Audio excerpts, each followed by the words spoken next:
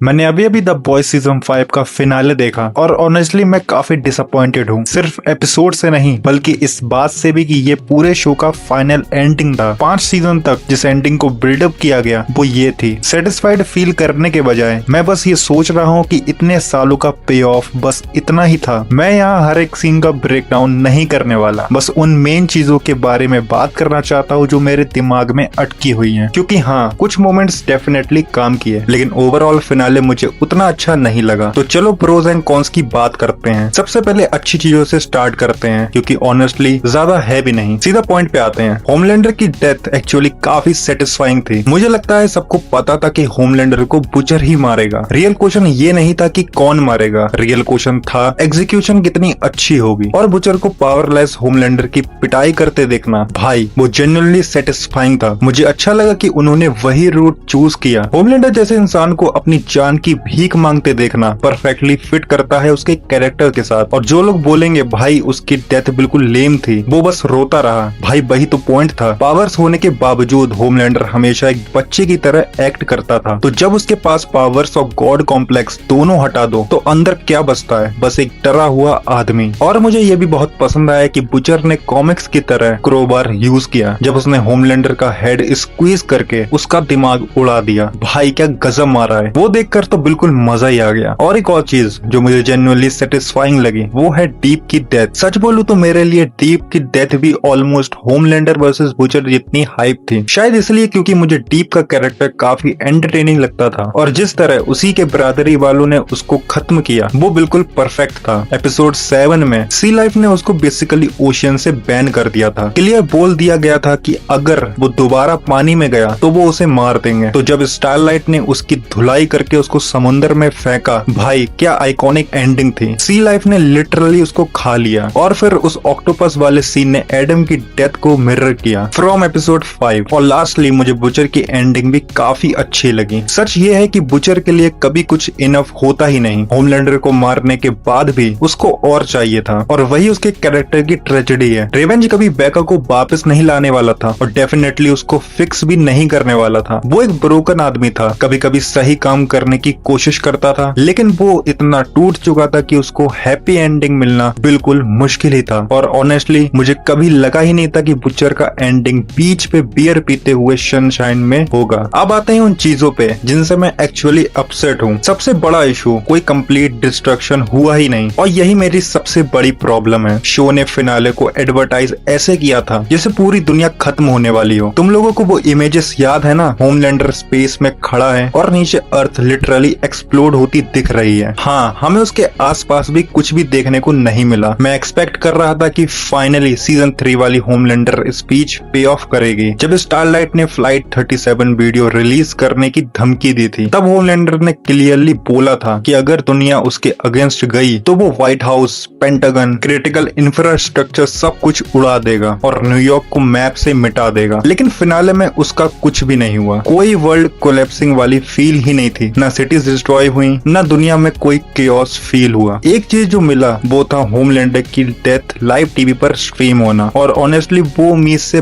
बहुत कम लगा। भाई ये V1 वाला होमलैंडर था। मैं ऑलमोस्ट सीजन 3 वाली फाइट्स और उससे भी ज्यादा इमेजिन कर रहा था। और अगर तुम लोगों ने वो फैन मेड स्कोस्ट अर्थ वाली वीडियो देखी है ना, भाई जनरली जाके देखो। मैं पूरी वीडियो नहीं दिखाऊंगा बिकॉज ऑनेस्टली वो अमेजिंग है। उस फैन मेड वर्जन में एक्चुअल डर महसूस होता है, टेंशन फील होती है, डिस्ट्रक्शन फील होता है। होमलैंडर स्कैरी लगता है और सबसे बड़ी बात वो एक्चुअल फिनाले से ज्यादा इम्पैक्टफुल लगा और वही चीज मुझे इरिटेट करती है। फिनाले वो मोमेंट होना चाहिए था जहां सब कुछ एक्सप्लोड करता लेकिन शो लास्ट सेकंड पे पीछे हट गया। और हाँ, बजट कट्स के ह्यूमर्स चल रही हैं लेकिन भाई ये द बॉयज का फाइनल सीजन था। 55 मिलियन ग्लोबल व्यूअर्स थे इस शो के। इतने बड़े फिनाले के लिए तो उनको पूरा मूवी लेवल बजट डाल देना चाहिए था लेकिन इंस्टेड ऐसा लगता है जैसे बजट का आधा पार्ट कट कर दिया गया और एक्टर्स पे फोकस कर दिया। और गलत मत समझना, एक्टर्स के बिना द बॉयज कुछ भी नहीं होता लेकिन फिनाले इतने बड़े स्कोर का हो और डिस्ट्रक्शन फील ही ना हो वो अजीब लगता है। द बॉयज का फिनाले बुरा नहीं था लेकिन एक शो जो हमेशा लिमिट क्रॉस करता था उसकी एंडिंग सरप्राइजिंगली सेफ महसूस होती है। बट ये तो मेरे ओपिनियन है। तुम लोगों को फिनाले कैसा लगा? क्या ये एंडिंग जेन्युइनली सेटिस्फाइंग थी या तुम भी मेरी तरह डिसअपॉइंटेड हो? कमेंट करके जरूर बताना। और अगर वीडियो पसंद पसंद आई तो वीडियो को लाइक करो और सब्सक्राइब जरूर कर देना, क्योंकि ऐसे ही और रिव्यूज ऑफ ब्रेकडाउन अभी आने वाले हैं। बाकी मैं मिलता हूँ नेक्स्ट वीडियो में।